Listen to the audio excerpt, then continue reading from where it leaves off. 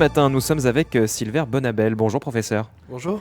Alors vous êtes enseignant-chercheur à l'UNC. On vous reçoit ce matin car vous avez été distingué par la très prestigieuse Académie des sciences à Paris. Ça s'est passé la semaine dernière, un prix Espoir IMT. Alors concrètement, qu'est-ce que c'est ? C'est un prix qui est décerné par l'Académie des sciences conjointement avec l'IMT, l'Institut Mines Télécom, qui est le regroupement des écoles des mines et des télécoms, des écoles d'ingénieurs en France. C'est un prix qui est financé par la Fondation Mines Télécom, donc ce sont des industriels qui font des donations et qui permettent de financer des prix. Et l'Académie des sciences, effectivement, distingue chaque année des chercheurs à travers des prix qu'elle décerne. Et ces prix de l'Académie des sciences ont une triple vocation. Ils nous l'ont bien expliqué. La vocation de ces prix-là, c'est tout d'abord d'apporter de la reconnaissance aux travaux de quelqu'un, donc de lui faire honneur et à ses travaux, de leur apporter aussi de la visibilité. C'est le deuxième but, parce qu'effectivement, ça fait connaître les travaux de la personne. Et quand on fait de la science, on a envie évidemment que notre science diffuse. Et puis, dernièrement, ça permet aussi de créer des exemples. Et donc peut-être d'inspirer des jeunes, que ce soit des jeunes scientifiques ou des jeunes encore plus jeunes, créer des vocations en distinguant des gens et en les présentant comme exemple. Voilà. Donc c'est le prix Espoir pour les moins de 40 ans, c'est bien ça ? Oui, c'est ça. Donc ça récompense l'ensemble de votre carrière. C'est pas uniquement des travaux à un moment précis. Effectivement, c'est un prix qui est réservé aux chercheurs il y a moins de 40 ans, au 1er janvier de l'année en cours. Donc c'était mon cas, effectivement, au 1er janvier, ça ne l'est plus. Et c'est un prix qui porte, non pas sur un travail particulier, mais qui porte sur un ensemble de travaux. La façon dont ça fonctionne, c'est que ça doit être un académicien, donc un membre de l'Académie des sciences, qui présente le dossier, qui porte un dossier pour un candidat, et à un jury qui est composé d'une douzaine de personnes, avec une grande partie d'académiciens, mais aussi des gens de l'Institut Mines Télécom. Et ensuite, les dossiers sont étudiés par ce jury. Il y a des rapporteurs qui font des rapports sur chacun des dossiers, qui les présentent au reste du jury. S'en suivent des discussions, je pense, et puis l'arrêt sur un candidat. Donc il y avait effectivement un de moins de 40 ans et un de plus 40 ans, ce prix-là. Je suppose que c'est une grande fierté.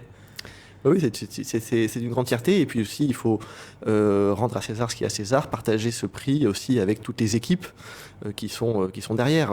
Quand on fait de la science, on n'en fait pas seul. C'est une époque qui est complètement révolue, l'époque de la science seule. On est entouré. D'une part, on travaille avec des collègues, qu'ils soient de l'UNC ou d'ailleurs. On travaille aussi avec des étudiantes et des étudiants. On encadre des thèses. Et les étudiants qui sont en thèse et qu'on encadre font aussi une grande partie du travail.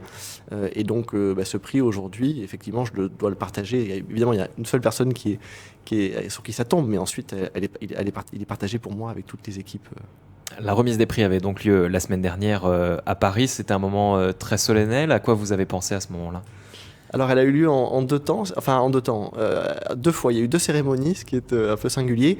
Une première cérémonie sous la coupole de l'Académie des sciences. Donc, je ne sais pas si pour ceux qui voient, c'est quand on est sur le pont des Arts à Paris et qu'on regarde, on voit l'Institut de France, c'est l'Académie française avec la grande coupole.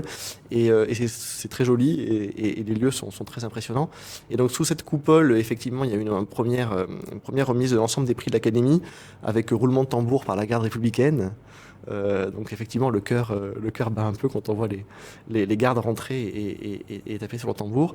Et ensuite il y a eu une deuxième cérémonie vraiment spécialement dédiée à ce prix IMT Académie des sciences dans la salle des séances, une très belle salle au pied de la statue de Molière où effectivement j'ai pu présenter mes travaux et puis discuter aussi un peu avec le jury qui a décerné le prix.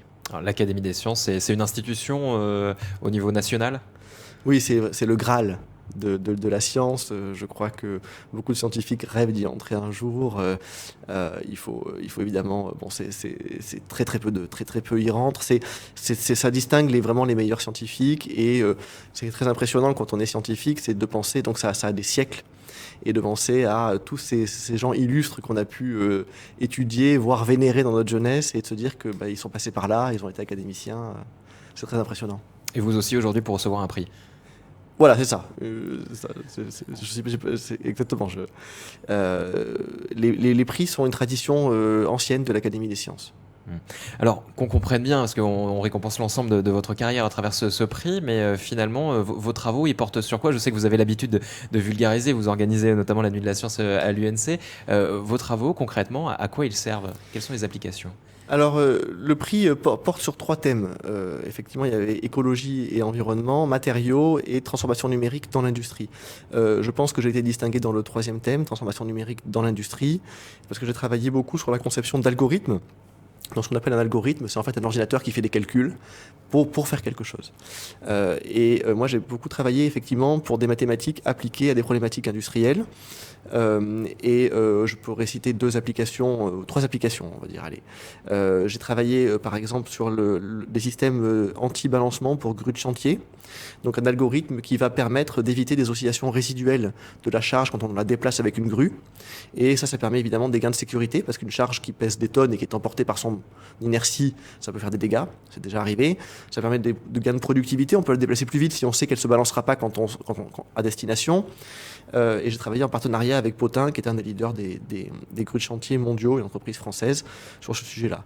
J'ai travaillé aussi avec l'entreprise Safran pour des systèmes de navigation, d'avions, de sous-marins, de divers véhicules, notamment pour les véhicules autonomes, mais pas que. Et puis j'ai travaillé par exemple avec une start-up qui fait des semelles connectées dans le domaine de la santé et du sport, et donc elle met des petits capteurs dans ses semelles, elle essaye de retrouver la marche et de voir rapport à sportif, quelle est la longueur de ses pas, etc. Alors, ça doit être frustrant quand même de ne pas savoir sur quel type de travaux, sur quoi vous avez été récompensé précisément. Oui, alors je pense que je le sais un peu, puisque un des membres du jury a présenté mes travaux avant que je le fasse moi-même. Il a présenté mon dossier, mon CV, et donc il a mis l'accent sur 2 points. Donc je pense que ce sont les points qui ont retenu l'attention du jury. Et ces 2 points, effectivement, il y avait le système anti-ballant pour grue, qui effectivement rentre complètement dans la catégorie transformation de l'industrie numérique, parce que les fabricants de grues, c'est des fabricants de structures métalliques. Ils font rarement des algorithmes de contrôle. Et puis le deuxième point qu'il a mis en avant, c'est aussi les systèmes de navigation avec Safran. Est-ce que ça motive à aller plus loin dans les recherches et à continuer encore et encore ? Oui, absolument. Quand on parle de prix espoir, c'est effectivement, donc vous me disiez tout à l'heure que contrairement aux sportifs, on a encore un espoir à 40 ans dans le monde de la recherche.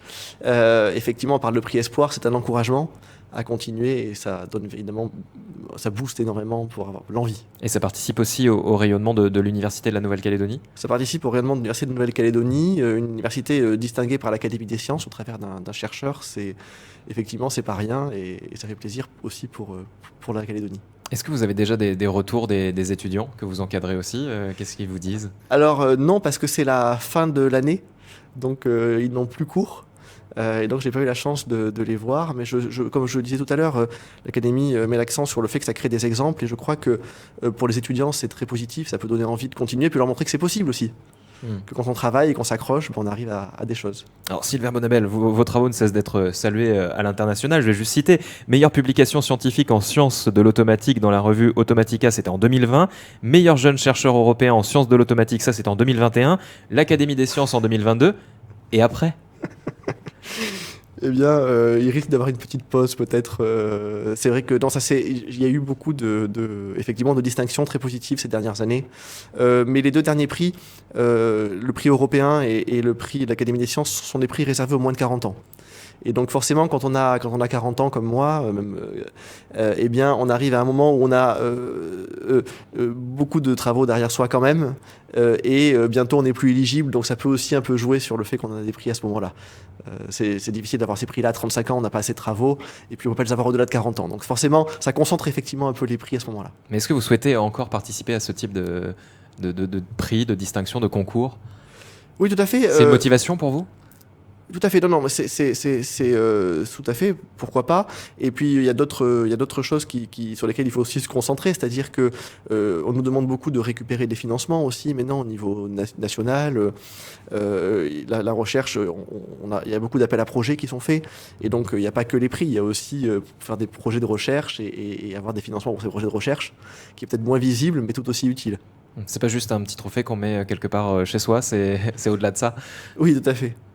Merci beaucoup Sylvain Bonnabel d'avoir été avec nous. Si on s'intéresse à vos travaux, on peut retrouver des choses peut-être sur Internet si les gens s'intéressent en particulier. Oui, tout à fait. Il y a eu un article qui a été fait par l'IMT et l'Académie des sciences avec un interview un peu plus long que vous pourrez consulter sur Internet. Merci beaucoup et encore félicitations. Merci. Une interview